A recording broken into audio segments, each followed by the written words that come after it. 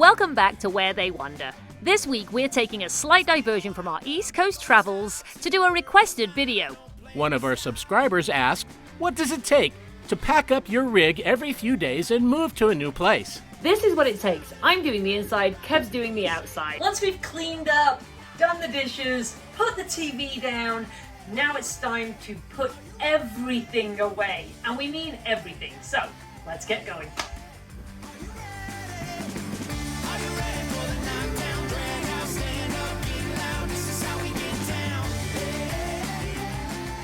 Before I do the dishes in the rig, when we're trying to save water, I use this. And the reason I use this is because you can spray this on, leave it for a couple of minutes, wipe it all down with our shop towels, which are here, and saves water. It's a magnificent product. It's also great for cleaning the roof. It's in the store. I'll put a link to our store down below. Storing these can be a bit of a pain. You can get sheaths that go over the top of them, but that's a bit annoying every time you want to use it and they get lost or whatever. So we have a knife holder, it goes right on the wall and it's never fallen off in all of the travels, even off-roading.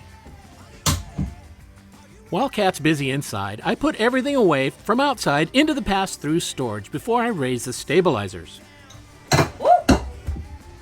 And it's a really good job these are on glass because I drop them all the time. They're plastic. Unlike the vast majority of RVers, we don't use a slow cooker, we don't use an air fryer, so we really don't have that much to put away. But I do use the electric kettle a lot, so electric kettle. This is a great electric kettle if you like tea because it has all different temperatures on the back, so you can do it very specifically to which tea you like. And also our coffee carafe. We don't have a coffee maker, we always use pour over. That way we're not wasting water to clean out like a cafe press, and also we don't have to have something big to make coffee in the morning. This is what we use. A lot of these, they're just soft baskets, and we use these because they're so pliable and you can put them anywhere. And I just put this in the sink. I'm gonna wait for the sink to drain. This is our dish bowl. It's incredible. It's not the cleanest right now because we're in a very, very dusty area, but I love the way it falls flat. I can just wipe it dry and then I put it under the sink. One of the many things we don't have in the RV that you usually have at home is a incinerator, a garbage disposal. So this little tool here stops all of the nasties going down your sink. You do not want to put anything down your sink other than water. And the reason for that is because obviously, it's a storage tank, it will get gross and nasty. I love that little thing. Super cheap, super handy. So our Starlink has been amazing and we are going to do a review of it. We just haven't done it yet. Kev's going to go up on the roof. I am going to bring the slide in just a little bit because that's where we bring the wire through. So I won't be on the roof when you're doing that. No, he will not be on the roof while I'm moving the slide. Let's bring that slide in.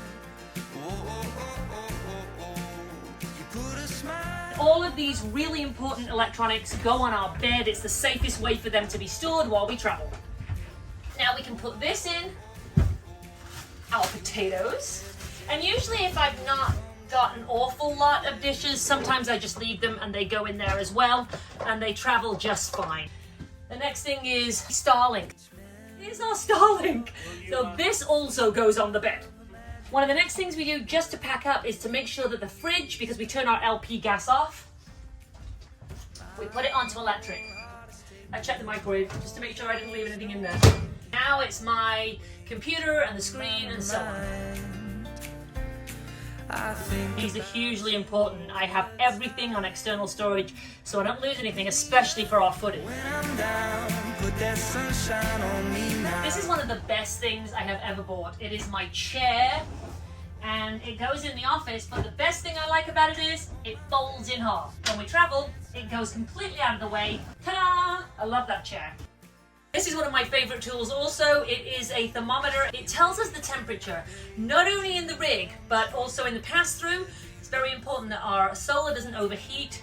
It also tells us what the temperature is outside when we get up, and also what the temperature is in the fridge. If I do have dishes that I don't want to break on the journey, I just use usually a towel and I just pop it in there just to keep things from banging around. Next thing is the rugs. All of the rugs have to be picked up.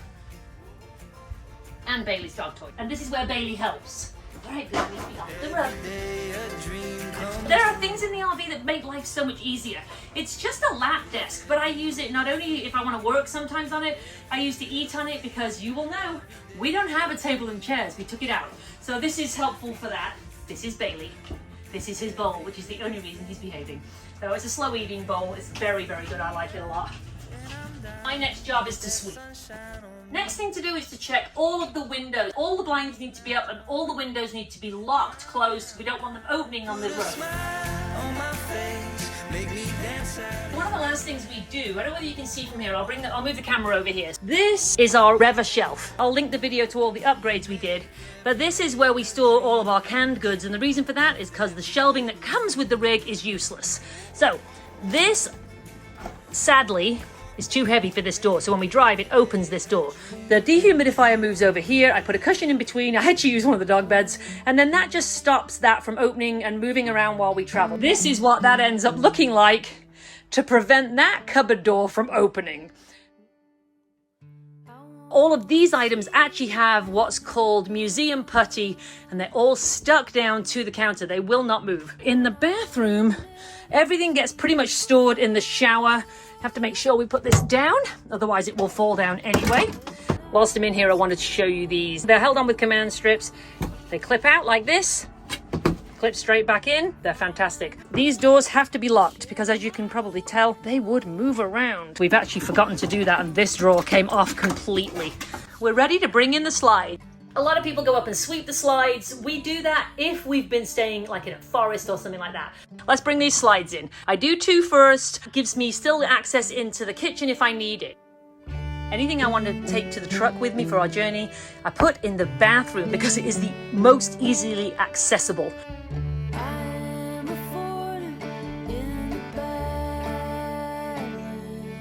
This is the bathroom vent. Our other vents have covers and you can leave them open during travel. Then little things like this just go in here. Now we're gonna go outside. So you can see from the footage that Kev did, everything outside is now ready to go. The wheels are still chocked because Kevin is lifting up the rig. He actually greases the ball almost every single time and then wipes it off. Yeah. Yeah, because right here, I get these big grease spots because I run into it. Now it's time to back up and hook up to the truck. I'm going to put the safety chains on and the electrical. I'm going to raise the jack so I can install the weight distribution bars. Then we take it off the jack stand and we're ready to go. This is not quite, can't quite make its mind up how much water we actually have. And this is never right, and none of these are ever right. Pretty much the only one that is ever correct is the battery. But as you can see, the pump is still on, so we want that off. Last but not least, we put the stairs up, close and lock the door, handles in, and we are ready to go. This is our RV lock, one touch, and it's locked. We don't have to bother with the keys. There we go, we are ready to go. No, we need to dump. First things first, we're gonna do our fresh water. We're gonna start that filling up whilst we do our tank. We have these 0G hoses. They're very cool, they don't kink. Always make sure you see this sign before you use your water. This is on, and then this is showing us the flow, how much water is going in, there we go, is going in the tanks. So that way we know. And then Kev is setting up to drain our black and gray tanks. Some people use disposable gloves. Kev just has these. These are waterproof, and he never handles our fresh water with the gloves on, and we never use the same hoses for the dirty water as we do for the fresh. Here's our sewer hoses. And we have 3. And the reason for that is sometimes when you're in an RV park, they are in the most ridiculous place. All right, so as you can see, Kev's just turned the water on for the backflow. So this is going to rinse out our black tank. You want to run this while you're draining because it helps the flow. It makes sure that nothing stays in there. It makes everything flow out real easy. You need a lot of water. The black tank empties first because then the gray tanks help to flush out our sewer hoses and helps them to not have any lingering odors. The water is full. As you can see, we have an overflow. So I'm going to rush over here and turn this off so we don't waste water. And that's the only way we know this is full. I know we have a count, but sadly, the count doesn't tell us what's in the tank. So let's get that off. Oh, goodness, that took some doing. And this point, it's really good to have a check just in the house and make sure that nothing has moved. Nothing, you know, you didn't forget a cupboard or something in between leaving your site and doing your dumping. This is the product we use for our holding tanks. We used to use those little drop-in bags. They didn't work and we would end up with smells and so on. I think it was our friends at Seize the Daydream who suggested this, and it works fantastic. First things first, you gotta fill this baby up. One of the things I do love about our system is that we do have a real toilet with a real flush. Porcelain toilet. So once it is all the way up, takes about a minute, we just pour about 2 ounces. Shake this real well first. Pour that in, and then this is really important. Close your lid, and then you're gonna do the same thing. You're gonna just let all that water go in, and then you're gonna flush for about 30 seconds. And the black tank is clean, the grey tanks are emptied. That's what it takes for us to pack up and move every 4 days. Usually within about half an hour to 45 minutes, we can be ready to move and go on the road to our next stop.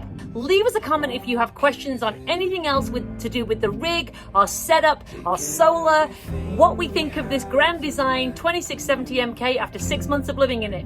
That video is coming soon. Hope you enjoyed this video. Don't forget to hit that subscribe button. Next week, we're off to Boston for our final stop on our East Coast travels. Until then, we'll see you on the trail.